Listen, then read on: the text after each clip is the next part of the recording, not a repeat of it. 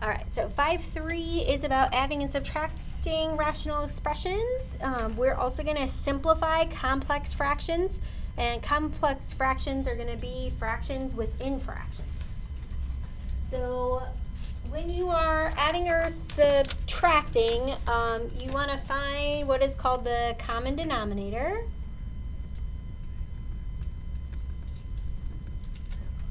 Okay, we usually call this the LCD, or sometimes it'll be called the LCM, least common multiple.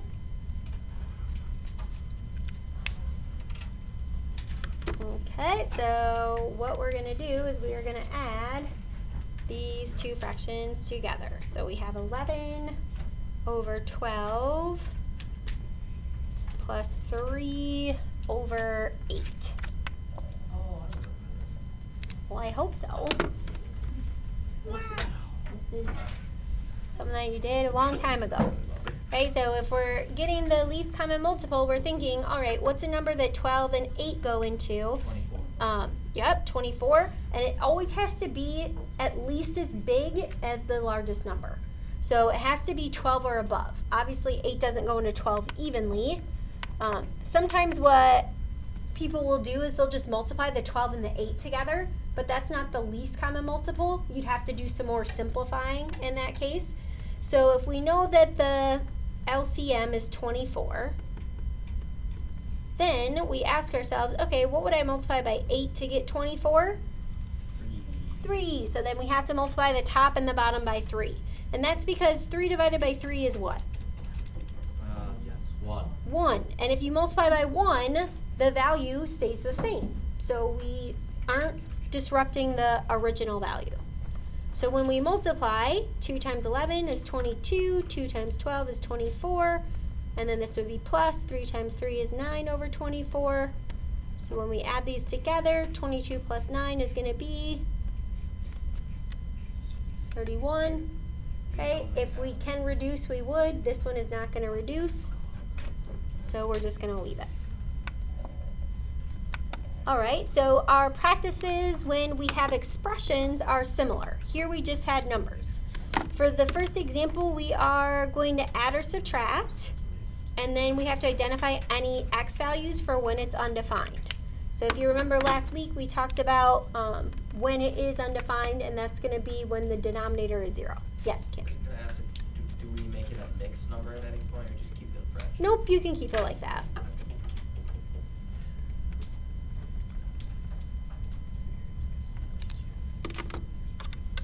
Okay, and then for part A, we have the fraction of x minus 3 over x plus 4 plus x minus 2 over x plus 4.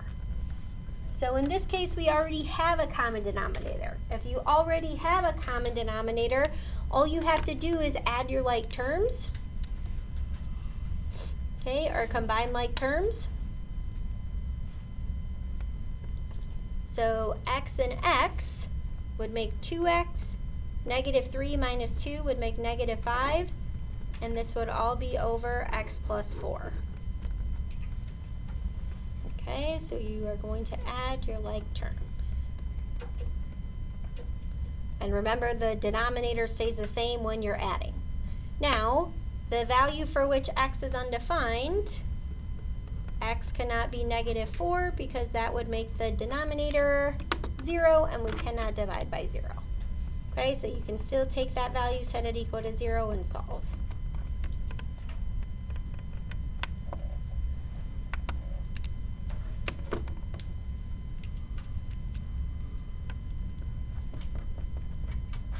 With subtracting, it's a little bit different.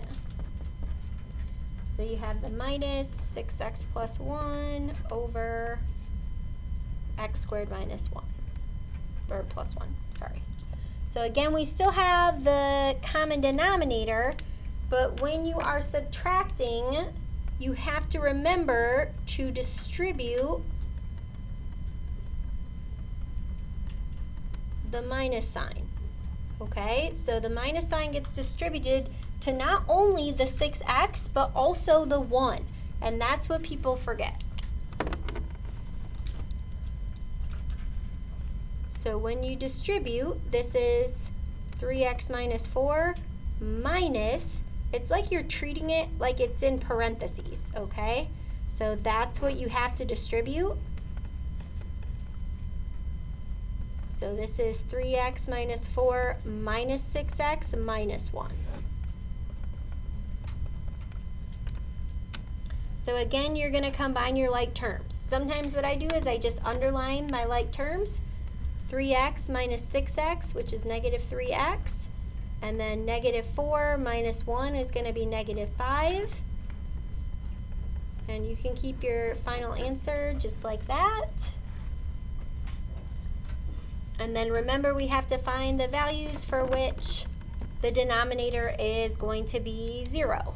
So I'm going to set x squared plus 1 equal to 0 and solve. So I'd subtract 1 from both sides, take the square root, except when I take the square root of a negative, what type of answer do I get? Yeah, imaginary. So this is a non-real answer. What that means is there are no restrictions, okay? So you can plug in any value for x and you'll get a valid answer. So this is defined for all x values. Okay, so any real number you can plug in there is going to give you a real answer. And that's because there's nothing we could plug in for x that would make this negative 1. Okay, there's no real value that we could plug in to get negative 1. Okay, and that is because it's plus 1. If this was x squared minus 1, what could an x be? Well, negative 1. Both, right? Could it be 1 or it could be negative 1? Yep. Okay. So now what we're going to do is find the least common multiple for each pair. And the least common multiple is the least common denominator when you have fractions.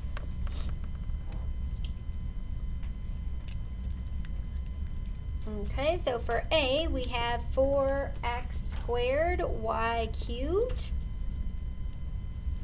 And we have 6x to the 4th y to the 5th. And we're going to find the least common multiple. Okay, so to find the least common multiple, the first thing you want to do is look at your numbers. So 4 and 6. What's the lowest number 4 and 6 can go into evenly? 2. Okay, so it can't be 2 because it has to be at least 6. Okay, that is the least common factor. So the multiple has to be equal to this or above. What else did you guys say? 12. 12. Okay, so 4 times 3 is 12. 6 times 2 is 12. And then we're going to look at the variables. So we have x squared and x to the 4th. Just like with the numbers, it always has to be at least as big as the largest one. So I can't multiply something by x to the 4th that's going to give me x squared. But what could I multiply by x squared to get to x to the 4th? X to the second. X squared. Yep, x to the 2nd. So this is going to be x to the 4th. The same thing with the y's. So if it's y cubed and y to the 5th power is bigger, so that has to be part of the least common multiple. Okay, so using that, I want you to try this one. So you have 4x cubed, y to the 7th, and 3x to the 5th, y to the 4th. Okay, so I want you to write down what your LCM is going to be.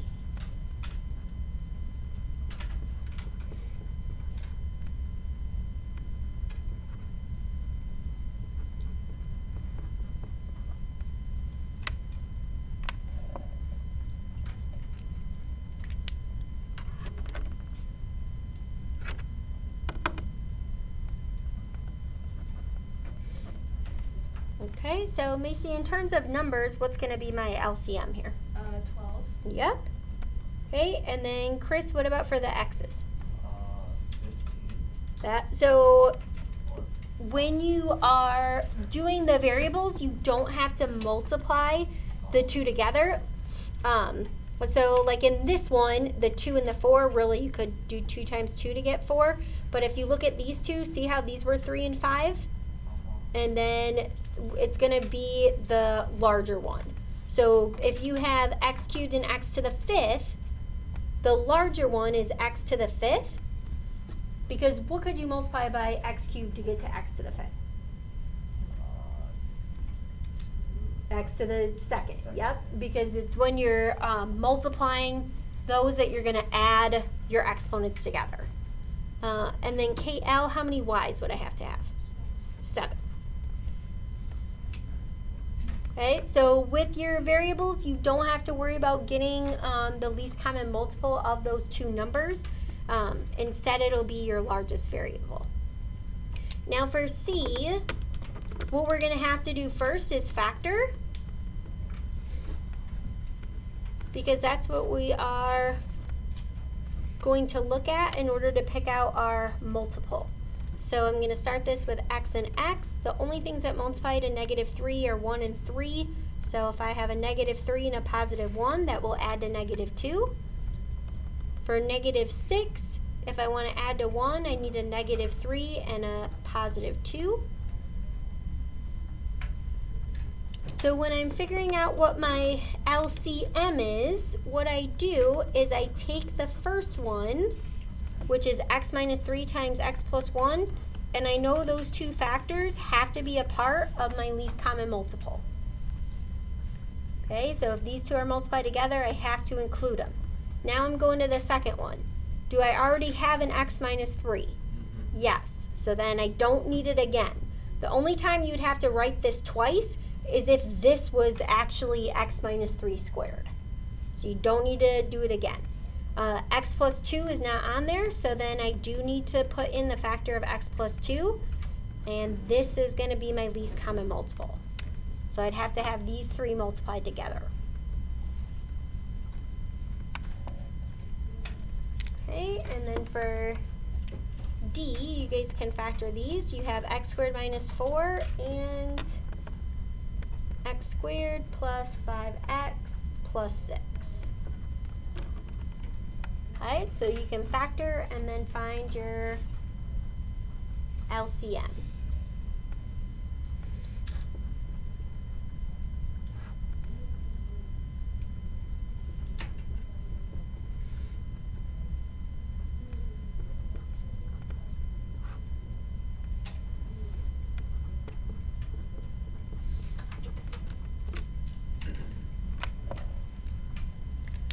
Okay, Alyssa, would you factor the first one into? X minus 2 and x plus 2. Good, so that's your difference of 2 squares. And then Ian, would you factor the next one into? I did x plus 2 and x plus 3. Good.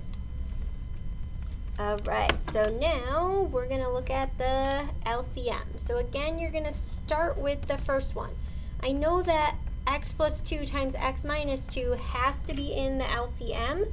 X plus 3 is not in there, so I need to combine that as well. I already have x plus 2, so then this is going to be my least common multiple. How did you guys do? Good? All right.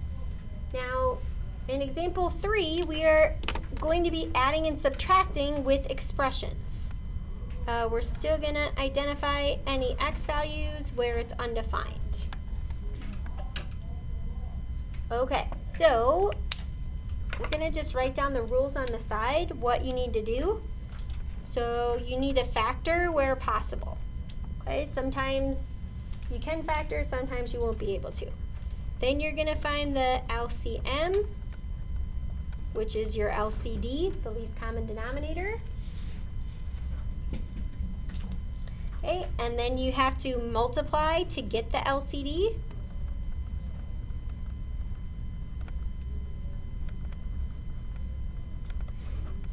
When you multiply, you are going to combine your like terms. So after you multiply, you're going to add and subtract and combine like terms. So I'm going to write CLT, combine your like terms.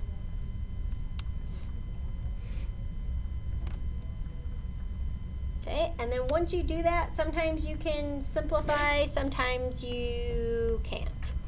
So I'll just put simplify if possible.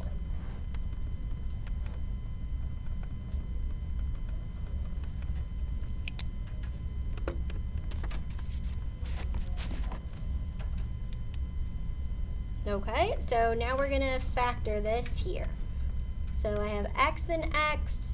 It has to multiply to -4, but add to 3. So if I do plus 4 minus 1, 4 minus 1 will give me 3. 4 times -1 will give me -4.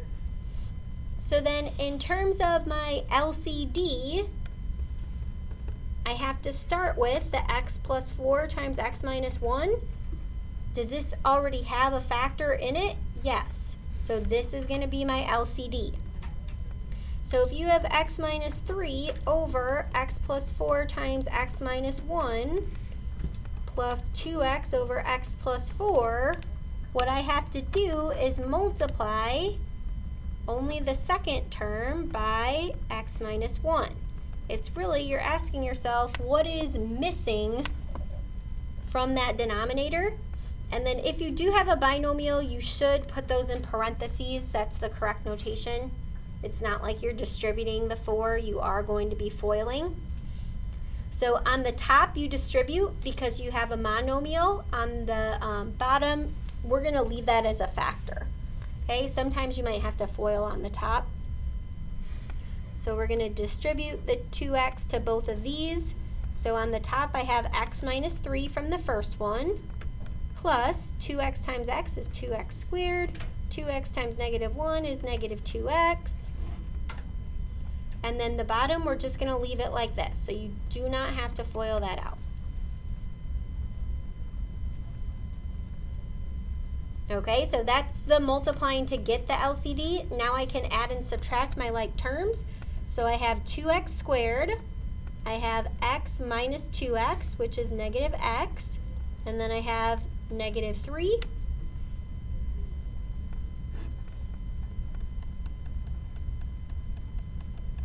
Okay, now if you can factor the numerator, we are going to. Sometimes you can, sometimes you can't. So if I start this with 2x and x,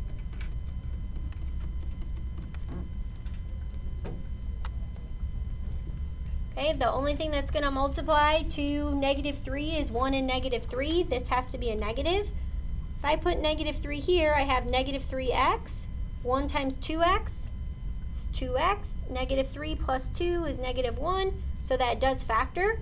Can I cancel anything out there? Do I have any common factors in the numerator and denominator? Nope. So then this is going to be my final answer. Okay, so can I factor this? Yes. But I could not simplify it any further. But then I also need to write the values that are restricted for x. So whenever you're doing the restrictions, it's always going to be your LCD set equal to 0. So I know that x plus 4 cannot be 0, and I know that x minus 1 cannot be 0. So x can't be -4 because that would make this 0. And x can't be 1 because that would make this 0. And then 0 times anything would be 0. So my two restrictions are x cannot be -4 or 1. Now you guys did this in Algebra 1. Does any of this seem familiar to you? It's been a while.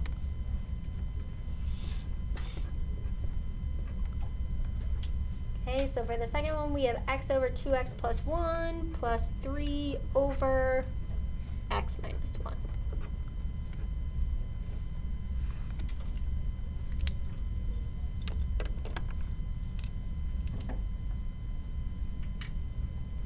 Okay, so for your LCD, you have 2x plus 1 from the first denominator. You have x minus 1 from the second.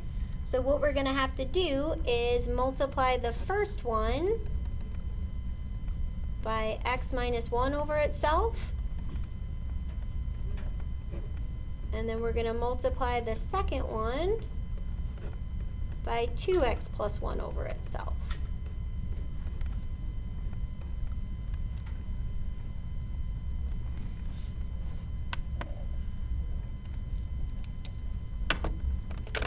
Then when you multiply here, you're going to have a common denominator. Okay, so if you multiply x times x minus 1, you're going to distribute. So you have x squared minus x. This is going to be plus, distribute here, you'll have 6x plus 3 all over x minus 1 times 2x plus 1. And it doesn't matter the order that you write those two in. If you had 2x plus 1 times x minus 1, that's fine. And then you're just going to combine your like terms. So you have x squared plus 5x. So you have negative x plus 6. 6 minus 1 is 5.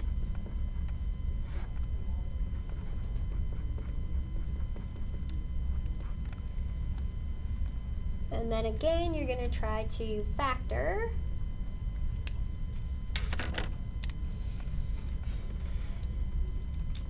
Now, when you're factoring, notice here that you have 3, and the only way to get to 3 by multiplying is 3 times 1.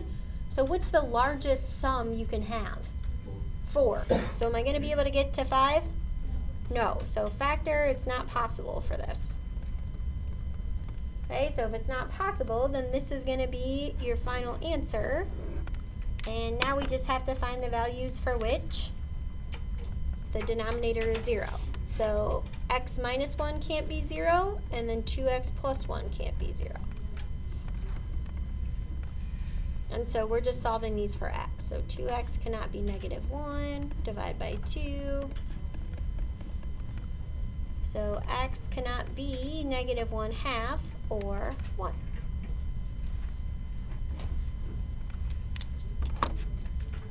Okay, what questions do you guys have for me on those?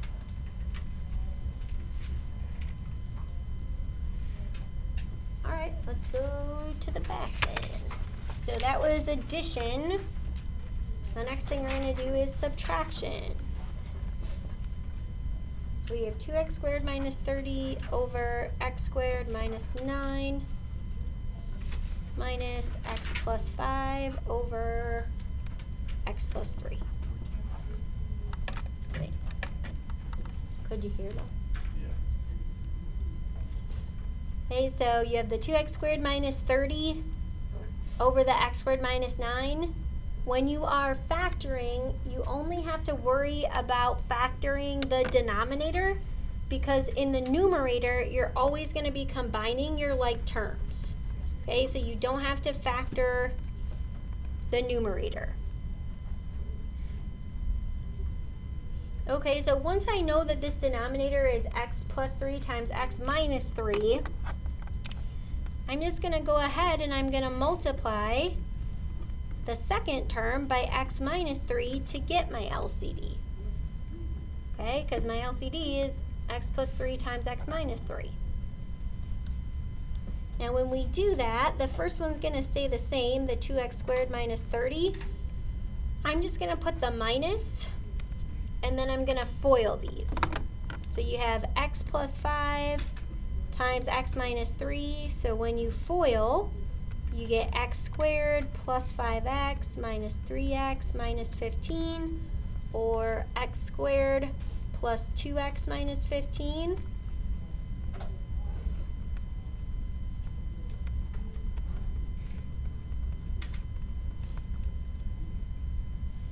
And then you're going to distribute that negative. When you distribute the negative, really what's happening is you change the minus to a plus, and then you're distributing. So it becomes negative x squared, negative 2x, positive 15, and then you can combine your like terms.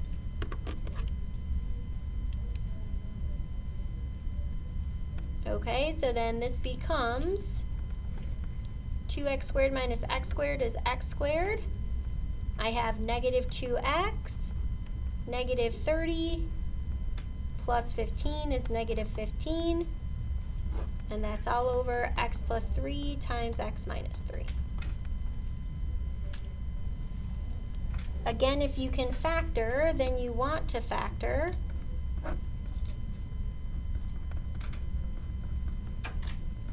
So here I have x and x. 15 I could do 5 times 3, so if I could do -5 and +3, that would add to -2.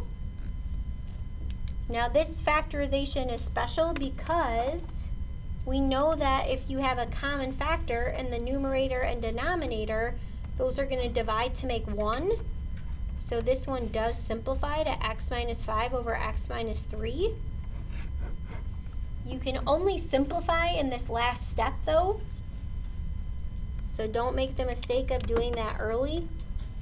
And you also have to keep in mind that even though you do have a simplified answer, okay, the restrictions are with the LCD. So x plus 3 can't be 0 and x minus 3 can't be 0. So when you're doing your restrictions, it's going to be -3 and 3. Okay, and you could write that as x cannot be plus or minus 3. But it does have to be both of them.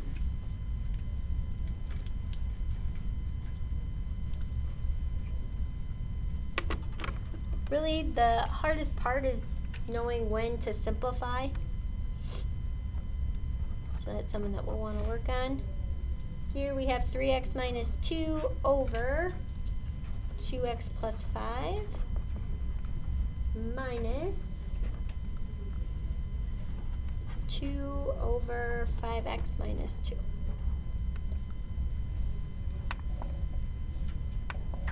Okay, so think about what you want to multiply by.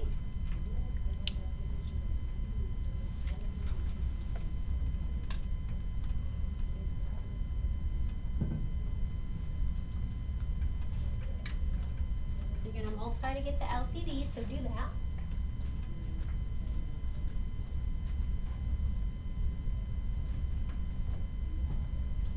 Don't be afraid.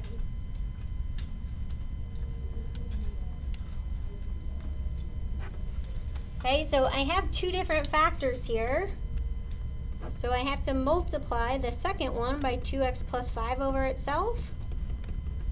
And I have to multiply the first one by 5x minus 2 over itself.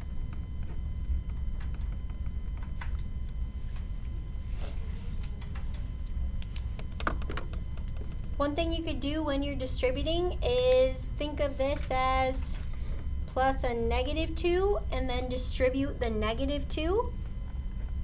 Okay, here we're going to have to FOIL.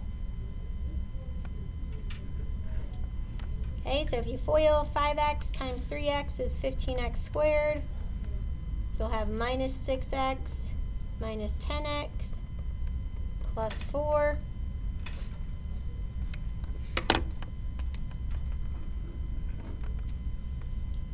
So 15x squared minus 16x plus 4. And then if I distribute the -2, then I have -4x minus 10. So I already distributed the negative to both of those over my LCD, which is 5x minus 2 times 2x plus 5.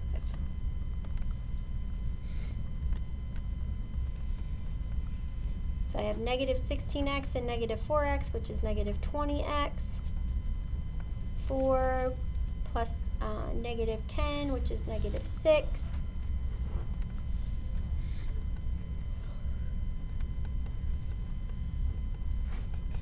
Right, and if you can factor the numerator, you will, but you can't factor that.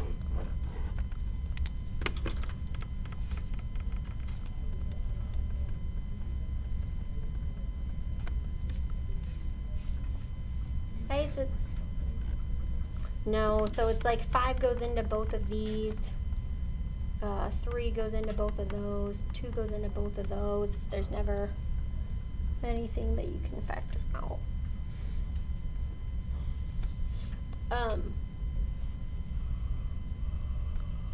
And then you still have to list your restrictions. So 5x minus 2 can't be 0.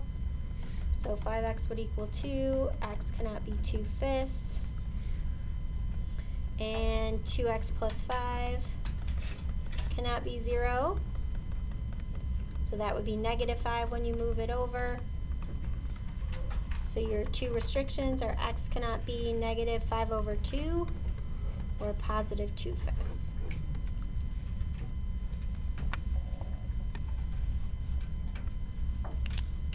Okay, questions for me on that part? All right, then we're gonna move to complex fractions, which I like. So complex fractions are fractions within fractions. So the first one we have x plus 2 over x minus 1, and that is divided by the fraction x minus 3 over x plus 5. Now this does say assume that all expressions are defined. So when all expressions are defined, we don't have to worry about stating what x cannot be. So remember, this is just the division of fractions. When you divide fractions, that's the same as multiplying by what? Good. Okay, so remember we practiced that last week. So if we just take this, we can rewrite it as x plus 2 over x minus 1 times x plus 5 over x minus 3. Now if you do have any factors that cancel out, you will cancel them. But here you don't have any common factors, so you're just going to leave it when you multiply across. And again, you don't have to FOIL that. This is just going to be your final answer.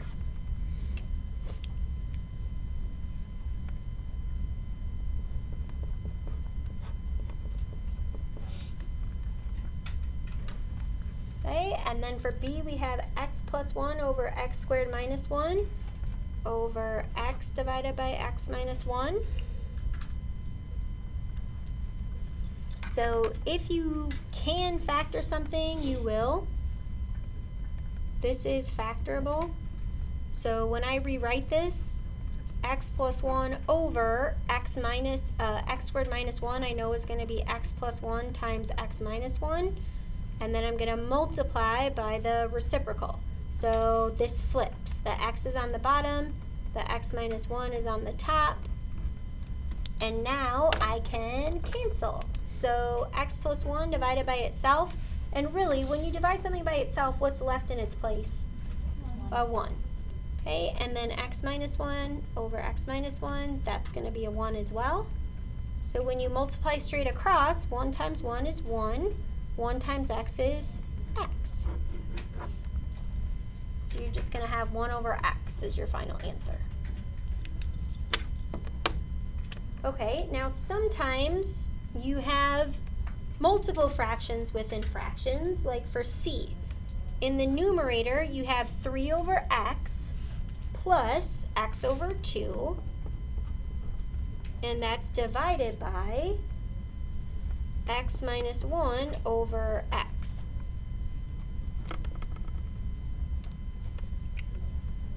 So when you have two fractions, either in the numerator or denominator, you want to simplify this part first. Okay, so we're going to get the LCD to make one term.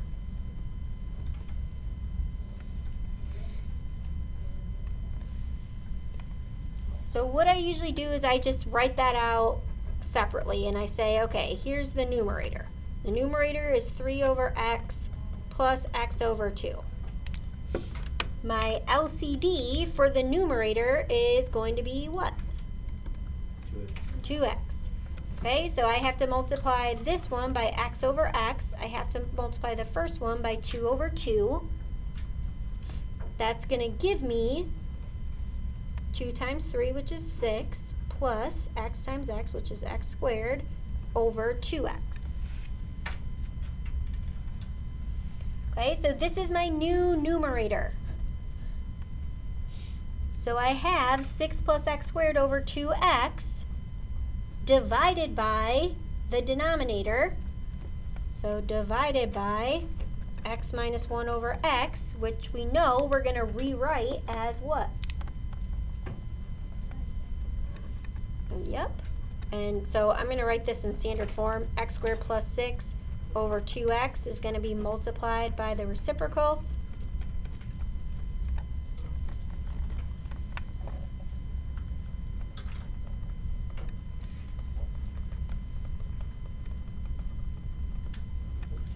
And then you do have a common factor here. So the x and the x, those are going to divide. So it's like a 1, like a 1. So you have x squared plus 6 on the top. On the bottom, you have 2 times x minus 1, which you can leave as 2 factors. And so that's going to be your final answer.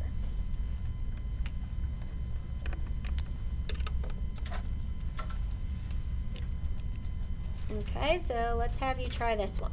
You have 1 over x plus 1 over 3x divided by x plus 4 over x squared plus 7x plus 12.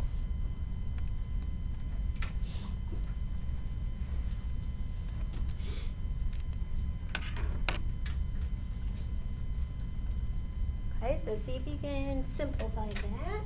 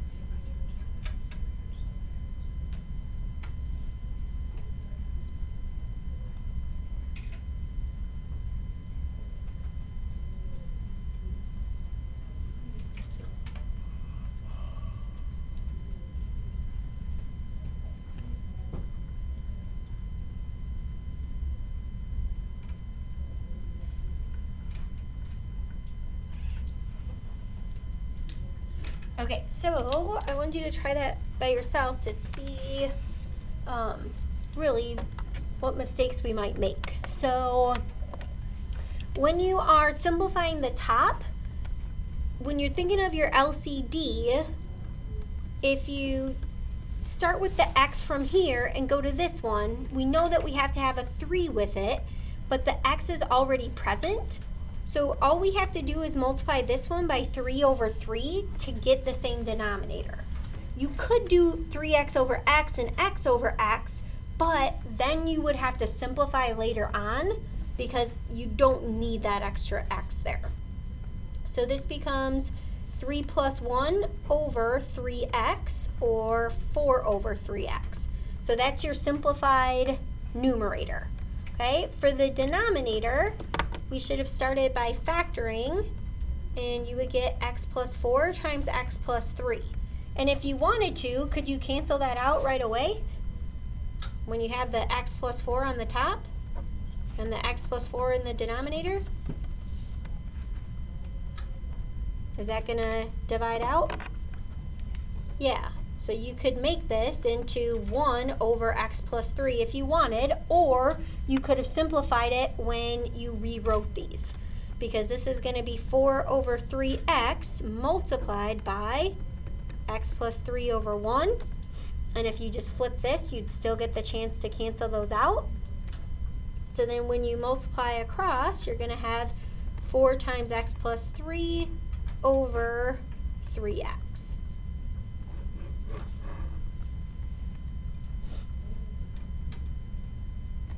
Okay, what other questions do you guys have for me on that one?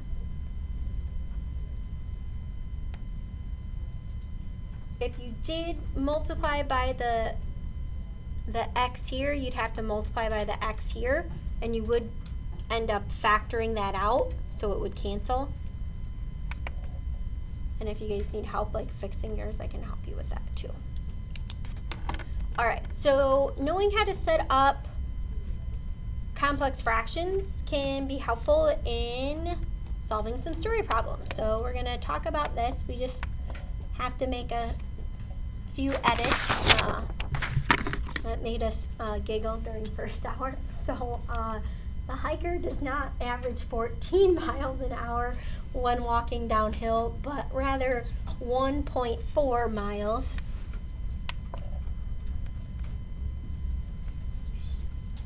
Okay, and 0.8 miles an hour on the return trip when he's walking uphill.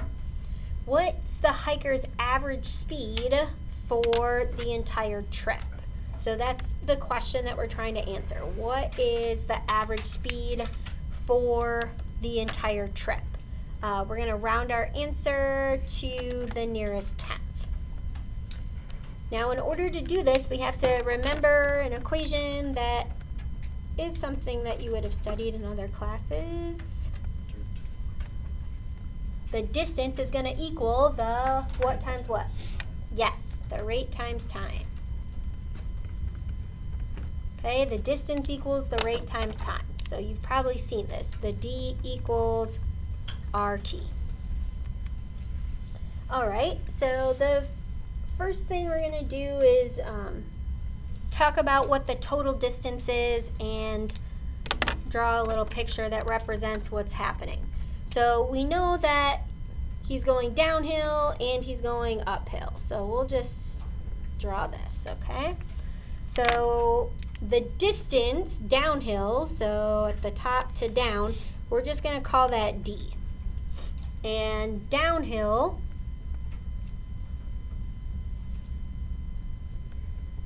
is when he is going 1.4 miles per hour. And then uphill, which would be here to here, we're going to call that distance D, because it's the same distance, right?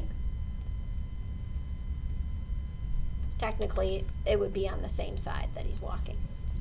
And then you have 0.8 miles per hour there. So what we want to do is look at the total distance. Okay, so his total distance of walking downhill and uphill is the distance D plus the distance D. So that would be written as what? 2D. Okay, so D equals the one-way distance, okay? That's why it's 2D. He's going up and then he's going down.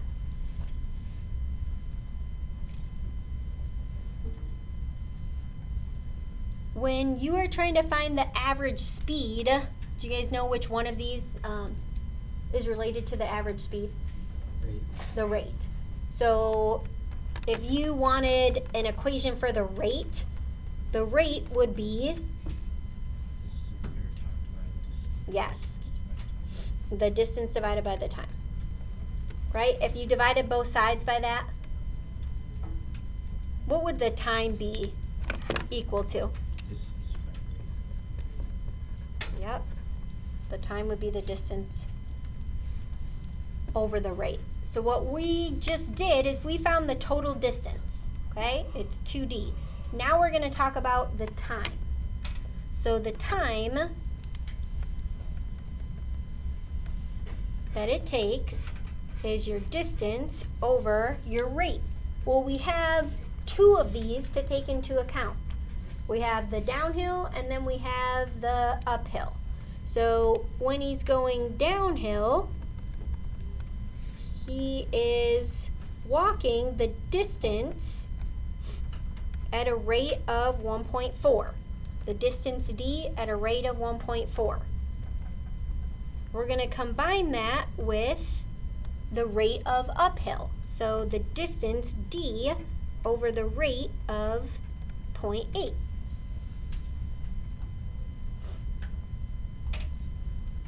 Okay, so then what we found is the distance.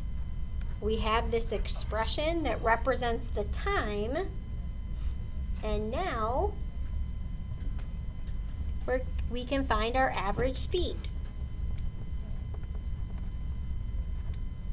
So the average speed is going to be the distance divided by the time.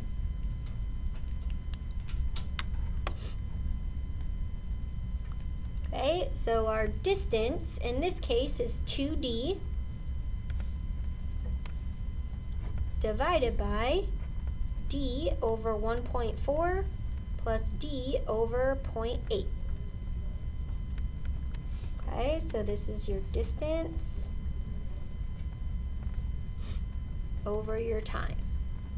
Okay, so total distance over your total time. And now we can solve this. So if you have a question like this is one that you can use your calculator on. So this is just like what we did in the previous questions. We have to simplify 2d over d over 1.4 plus d over 0.8. So on the bottom, what do we have to get? Yep, the least common denominator. So really, between 1.4 and 0.8, can't I just multiply each one by the opposite one? So I could do 1.4 over 1.4 and 0.8 over 0.8.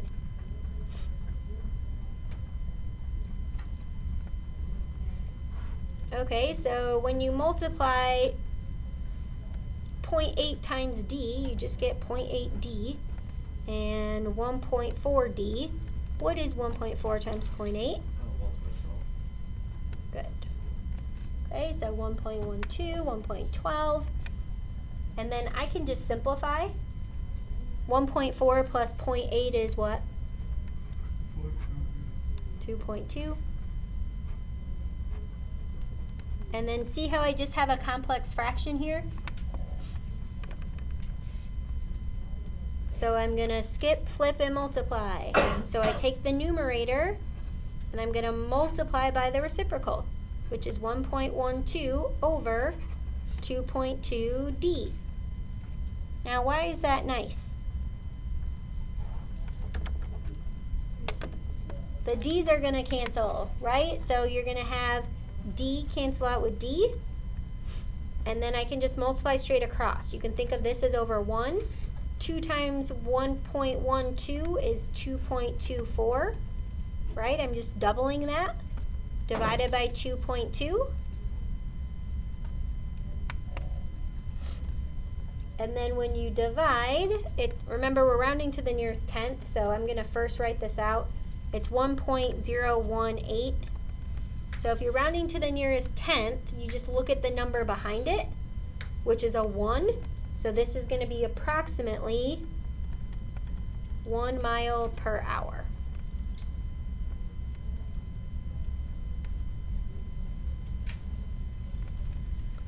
Very leisurely pace there.